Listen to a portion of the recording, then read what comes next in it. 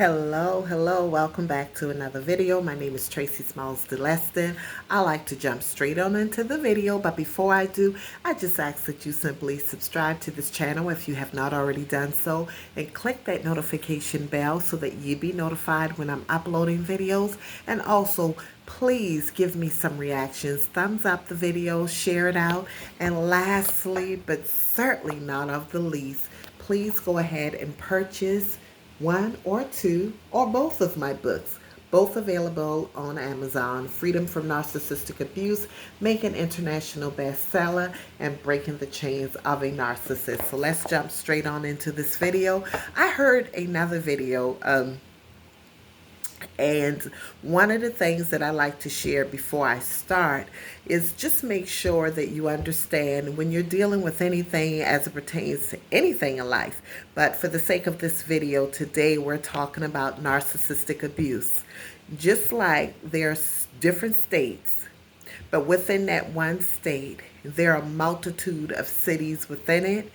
Narcissist is one word, but within that one word, there are so many different variations. There's so many different types of narcissistic abuse, or I should say narcissism, from somatic, malignant, covert. There's just so many, and the list goes on. So just make sure that when you're listening to videos, you understand that you cannot just assume that if you're not experiencing one thing, that a life coach or a therapist or someone like me who's just sharing videos with you, if you don't experience one thing, then you say, oh, well, maybe I'm not dealing with a narcissist. Or if you are experiencing any of the things that one of us are saying and you're thinking to yourself, oh, I may very well be dealing with a narcissist. Just make sure that you're educating yourself and getting as much information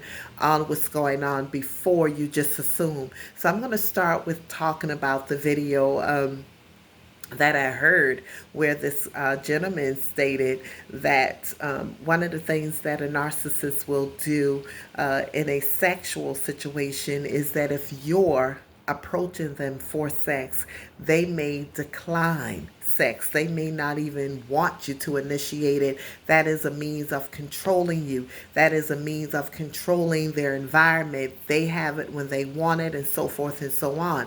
And I actually wrote a couple of things down so that I will not forget what was mentioned in that video. But once again, that does not apply to every single situation and every single narcissist, because there are some narcissists who thrives at the fact that someone is approaching them for sex. So they're not thinking about it in their minds as if, you know what, I'm in control of this. I'm the man, I'm the narcissist, or I'm the narcissist. I am in control of this. That doesn't necessarily mean that that is the case. There are some that just love the control of being able to say, yeah, she wants me, or yes, he wants me. So you cannot equate all the same. Unfortunately, it's not necessarily even a thin line, because they do so many different things for so many different reasons. And the goal of this video is to get you into thinking that, okay, hey, just because I'm hearing this information, research and gaining knowledge for myself is very important. And this is what I had to do. I had to gain knowledge for myself to get a better understanding of who I was dealing with and what I was dealing with. Let's see here. Let me make sure I'm not leaving anything out of here. So another thing that he talked about briefly is implying if they're initiating sex and you do not reciprocate and you don't want it. Now, one of the things that I could definitely say for sure that is typical with them, but again, this is typical with some men and some women. They may make you feel as though if you're not giving it to them, then they're going to get it someplace else. If you don't give it to me, and as much as I want it, I'll go outside of this relationship without even saying it. They would imply it by some of the things that they may insinuate. Like, for example, you may be in bed and you're like that woman, oh, I'm just tired and I really don't feel like it tonight. I've had a long day at work today. And his response may be in that subtle way, all right, keep it up. If someone is telling you to keep it up in that way, your mind automatically goes to, okay, if I don't do it, they're going to get it from someone else. It's just like a child. You tell a child, get away from that. Don't touch it again. And you're just looking like, okay, okay, keep doing it. You don't have to verbally say it again to that child for that child to understand, okay, she's not saying it. But if mama is looking at me and she's saying, okay, that's an indication to that child, I'm getting ready to get it if I don't stop. So they do things in such a subtle way. And the sad part about it is, with the narcissist, they will make those implications to you without actually saying it, but they know already in their minds that they're already doing it. They're already doing it. They're telling you this, but they know that they're already doing it. And that is the sad thing. I want to make sure I didn't leave anything out from what I've written down.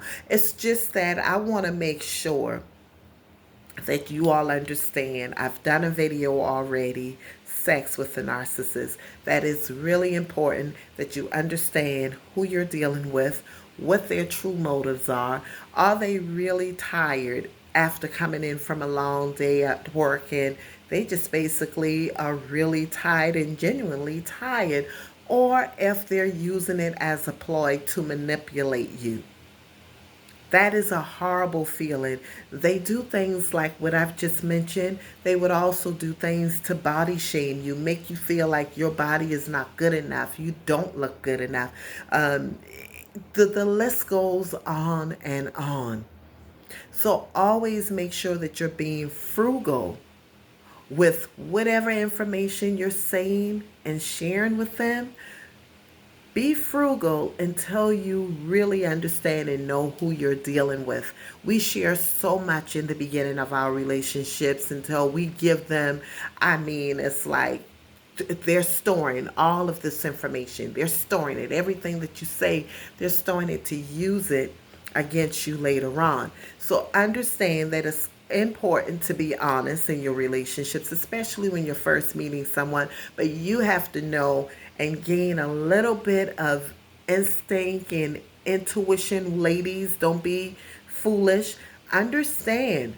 Understand exactly who you're dealing with before you share what's going on with you sexually, what you like, what you don't like, because a lot of times they will use that to mistreat you. Some narcissists, they use your body as if you're just a tool, as I've mentioned in the other video. They don't have the ability, they do not have the ability to fully love you and give you genuine intimacy. They do not have the ability to give that to you. How could they give something to you that they've never received or never experienced in a real way from mother, father? So whatever they're doing is make believe. It's almost as if they've idolized some type of soap opera and they've gotten a vision of what intimacy looks like. Anyone could give you what it looks like. How hard is it to really kiss and engage and hug and just love on someone? It doesn't necessarily mean that it's real. When you're watching pornography, is all of that real or is it make believe?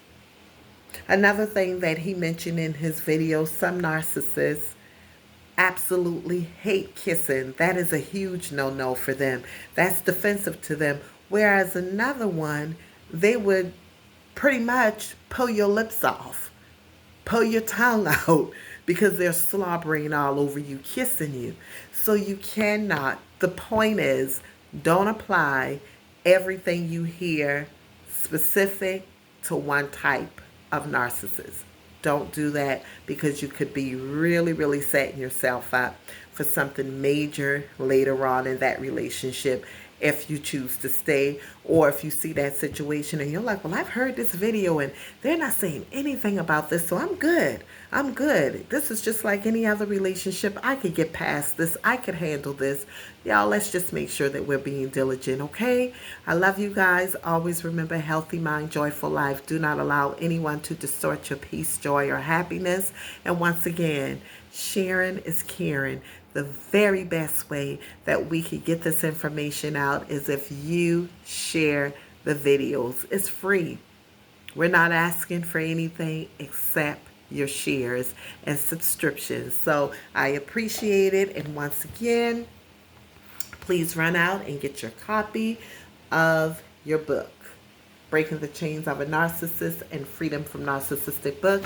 And this particular one, I give you details after details regarding what I went through with my former husband, from the beginning of the relationship until the end when I left. Now, to be honest with you, it goes on and on. I could have probably written a whole lot more in this book, a whole lot more. But hey, for the sake of not writing forever, because we all know it goes on and on and on and on and on with that. It doesn't stop. Even when you've left or they've left for whatever crazy reason they felt in their minds they needed to leave you, as if you actually did something wrong to them. Whatever the case may be, it goes on and on. And then this book, Freedom from Narcissistic Abuse, is just a quick self-help guide. Let's see if I could pull anything out here that I could say. So, it has 5 different chapters. Well, actually, I'm sorry. Let me rephrase that. 8 chapters. And the first chapter is just narcissistic personality disorder, is known, and a shorter term, NPD. And it just gives you a brief introduction to it. And chapter 2, it talks about who does NPD affect. And then it goes on and on. What is the definition of love bombing? How can you protect yourself from love bombing? Love bombing is just the very first phase of meeting them. So yes, go get your copy. And eventually I may be doing a giveaway. Who knows? You'd have to stay tuned to find out. But anyway, I'm out of here. Take care. Bye-bye.